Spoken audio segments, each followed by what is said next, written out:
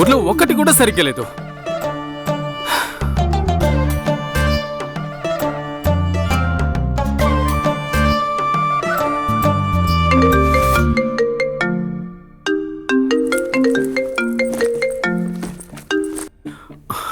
Alia, hello hello hello hello hello hello Hasini, hello వినబడుతుందా? నీ voice ఇప్పుడు వినిపిస్తోంది. ఎలా ఉన్నావు? నువ్వు వేరే వాళ్ళని పెళ్లి చేసుకోవాలనుకున్నప్పుడు మరి నాతో రెండేళ్లుగా ఎందుకు ప్రేమ నాటకం ఆడావు? ఏంటి?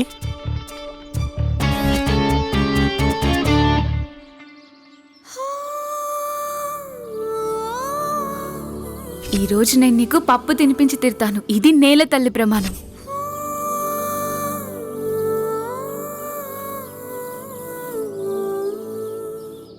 అమ్మా మంజు, ఏం చెయ్యాలి నేను? ఎద్దుకి దెబ్బ తగిలింది, అయినా పొలం దున్నడం అవసరం. లేదంటే పంట ఎలా పండుతుంది? ఏం చెయ్యాలి, ఎలా చెయ్యాలి నాకేం అర్థం కావడం లేదు. బహుశా మనం ఈసారి పంట వెయ్యలేమేమో. విత్తనాలు చల్లకపోతే పంట ఎలా వస్తుంది? అర్థం కావడం లేదు. ఏం చెయ్యాలో నాకు. బాబాయ్, ఈ పొలం నేను దున్నుతాను. దానికి బదులుగా మీరు నాకు కొంచెం ధాన్యం ఇస్తారా? ధాన్యం ఇస్తాను, కానీ ఈ ఎద్దు లేకుండా నువ్వు ఎలా దున్నుతావు తల్లి? నేను దున్నుతాను బాబాయ్. మీరు కేవలం ధాన్యం ఇస్తారా లేదా అది చెప్పండి. సరే ఇస్తాను, చేయగలవా? దాని గురించి మీరు చింతించకండి బాబాయ్, నేను చేయగలను.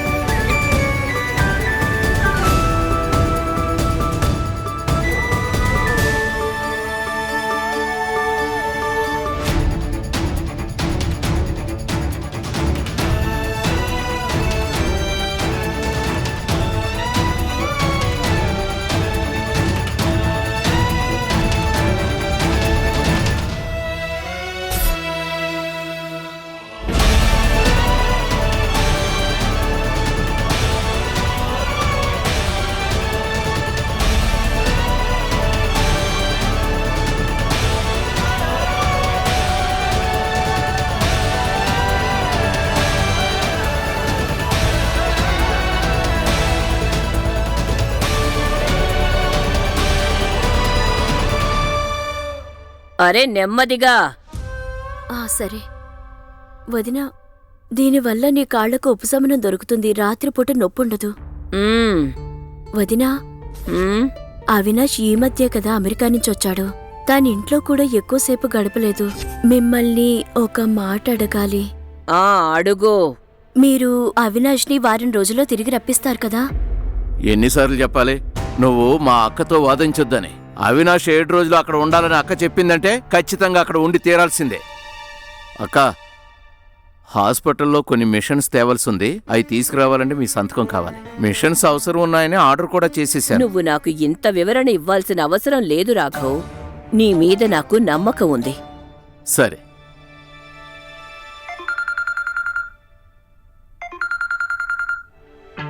వదినా, అవినాషా? హలో హలో అత్తయ్య. అవినాష్, హలో, నా వాయిస్ వినపడుతుందా లేదా? అత్తయ్య, ఇక్కడ నెట్వర్క్ ప్రాబ్లం ఉంది, సరిగ్గా రావడం లేదు. ఇప్పుడు వినిపిస్తోందా? హలో హలో హలో నాకేమీ వినపట్టం లేదు బాబు. హలో హలో అత్తయ్య, ఇప్పుడు వినిపిస్తోందా? ఇప్పుడు బాగా వినపడుతోంది. క్షేమంగా చేరుకున్నావా? అత్తయ్య, క్షేమంగా చేరుకున్నాను. సరే, మంచిది. యాక్చువల్లీ మిమ్మల్ని ఒకటి అడగాలి. అడుగు బాబూ. మీరు నా కోసం సంబంధం వెతుకుతున్నారా?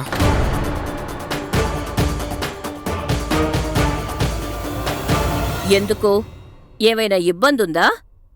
నీ అత్తయ్య మీద నమ్మకం లేదా? లేదత్తయ్య, మీ మీద దేవుడి కంటే ఎక్కువ నమ్మకం ఉంది. కానీ అయితే నాకే వదిలేయ్. నేను నీకోసం మన స్థాయికి తగ్గ అమ్మాయిని వెతికి తీసుకొస్తాను. ఇప్పటి వరకు నేల మీద కాలు పెట్టని అమ్మాయిని.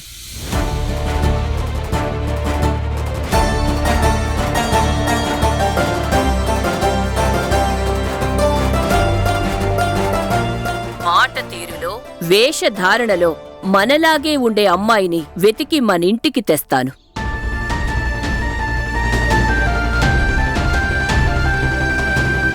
ఆమె ముఖంలోనే ఐశ్వర్యం కనిపించాలి. ఐశ్వర్యం.